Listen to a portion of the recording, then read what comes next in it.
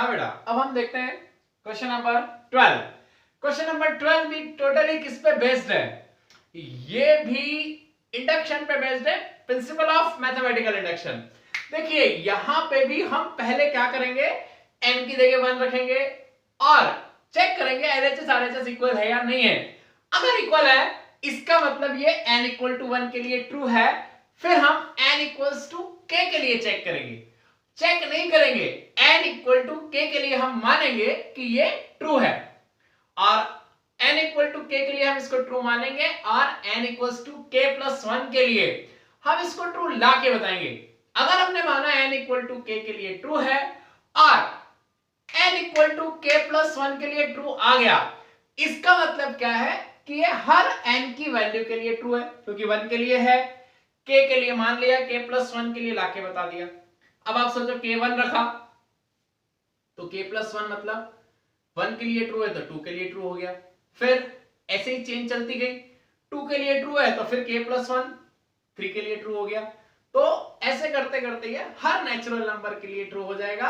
यही principle of mathematical induction है।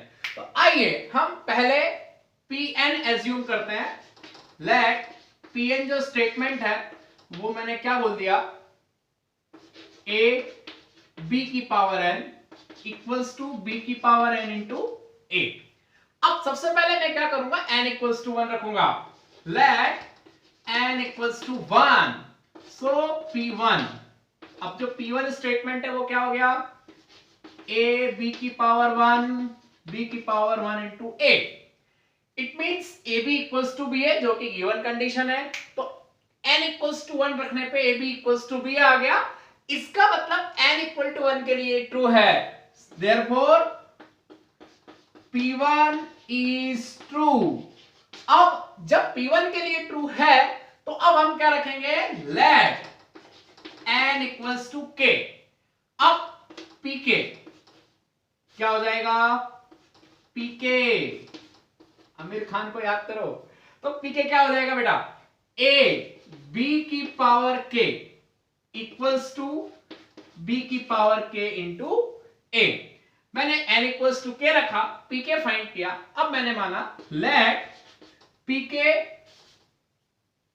Is true for n equals to k रखा, pk एक स्टेटमेंट a b की power k equals to b की power k into a is true. इसको true मान लिया। अब इसको ट्रू मान लिया, अब मुझे क्या लाके बताना है, pk प्लस 1 भी क्या होगा, ट्रू होगा, ये लाके बताना है। आइए तो let n equals to k plus 1। अब आप देखिए pk प्लस 1, अब ये स्टेटमेंट क्या हो जाएगा, a b की power k plus 1 equals to b की power k plus 1 into a। ये आ गया। अब pk प्लस 1 क्या आ गया, a b की power k plus 1 equals to b की power k plus 1 into a। ये हमको ट्रू बताना है। अब इसको ट्रू बताने के लिए मैं क्या उठाऊंगा, LHS और RHS लाके बता दूंगा। मैंने LHS उठाया, RHS लाके बता दिया। इसका मतलब ये pk प्लस 1 ट्रू है, और ट्रू है तो इसका मतलब Pn जो है वो हर n की वैल्यू के लिए क्या आ जाएगा, ट्रू आ जाएगा, और इससे हमारा क्वेश्चन प्रूव हो जाएगा। आइए अब मैं लेता हूं LHS equals to a b की पावर k प्लस 1। अब आप देखिए b की पावर k प्लस 1 क्या लिख सकता हूं, a b की पावर k इंटू b। अब आप देखिए एसोसिएटिव लॉ बचपन में पढ़ाया था मैंने मैट्रिक्स में, देखो कैसे यूज होता है। इन दोनों को मैं एसोसिएट कर सकता हूं। पहले मैंने क्या किया, b की पावर k इंटू b लिखा, अब एसोसिएट किया। अब मैंने इसको ट्रू माना है, अगर ट्रू माना है तो इसका यूज करेंगे। तो a b की पावर k किसके बराबर आ जाएगा, b की पावर k इंटू a, और ये इंटू b। अब आप देखिए फिर से एसोसिएटिव लॉ। अब मेरे को यहां पे b की पावर k प्लस 1 चाहिए, जिसके लिए मैं क्या करने जा रहा हूं, देखिए ab इक्वल्स टू क्या है, ba। तो यहां पे एसोसिएटिव लॉ से ए बी को एसोसिएट किया, ए बी कितना आ जाएगा, ए बी कितना आ जाएगा, बी ए।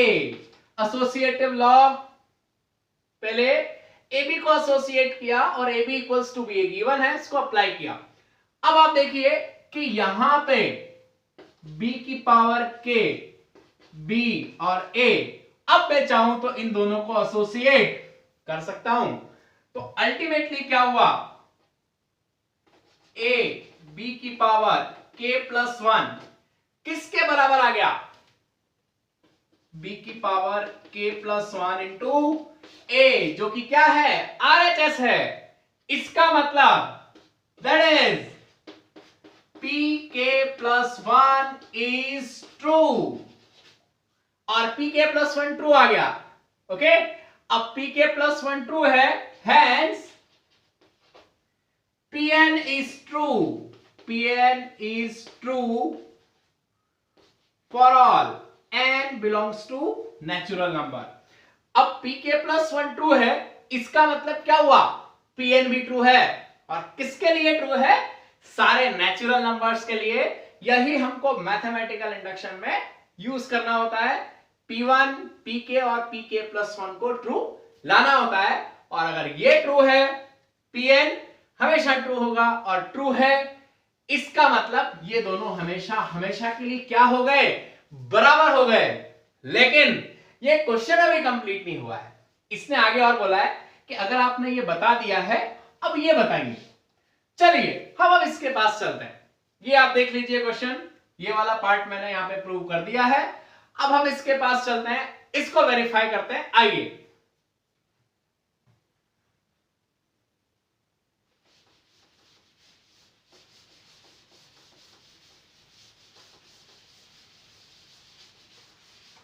अगेन आप देखिए, इस स्टेटमेंट को मैं क्या मानता हूं, Pn।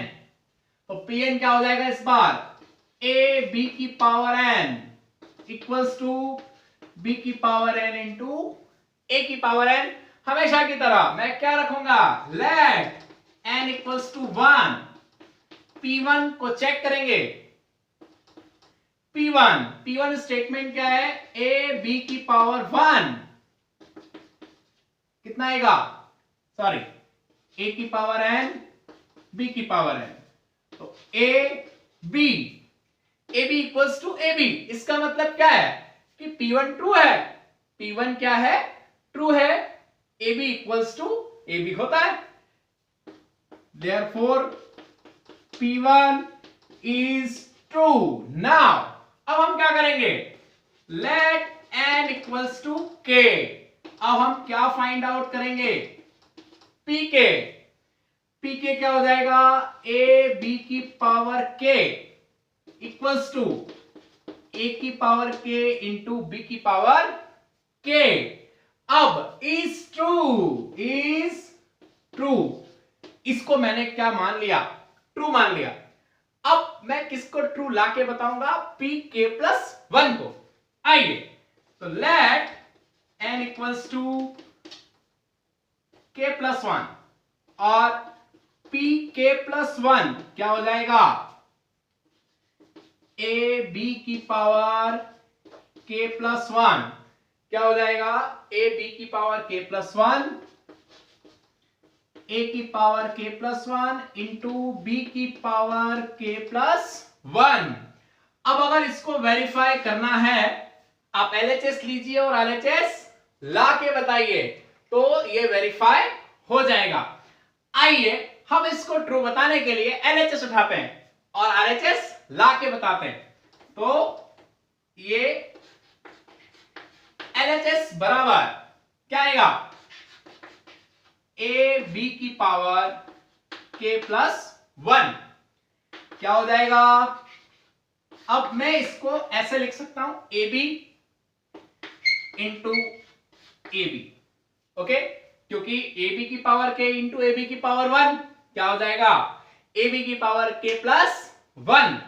अब आइए, मैं यहां पे क्या मान चुका हूं कि ये स्टेटमेंट ट्रू है। ट्रू है इसका मतलब ए बी की पावर के क्या लिख सकता हूं, ए की पावर के इंटू बी की पावर के। और आप देखिए ए बी को मैं किसी भी समय क्या लिख सकता हूं, बी ए, तो इंटू क्या हो जाएगा, बी ए। अब चार मैट्रिक्स का प्रोडक्ट है, एसोसिएटिव लॉ, किसी भी टाइम किसी भी समय लगा सकते हो, इन दोनों को एसोसिएट कर सकता हूं। एसोसिएटिव लॉ क्या बोलता है, एसोसिएटिव लॉ बोलता है A B C, A B C, ये एसोसिएटिव लॉ है, ध्यान रखिएगा। अब b की पावर k इंटू बी क्या हो जाएगा, b की पावर k प्लस 1 इंटू ए। अब आप देखिए एक और इंपॉर्टेंट बात, ऑलरेडी हम ये वेरीफाई कर चुके हैं। अब वेरीफाई कर चुके हैं तो अब यहां कैसे यूज करेंगे।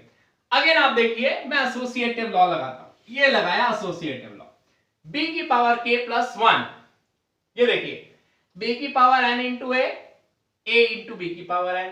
देखिए कैसे, अब आप सोचिए कि अगर मैं n की जगह k प्लस 1 लिखता हूं, ए बी की power k plus 1 equals to b की power k plus 1 into A, ये इक्वल हो गया।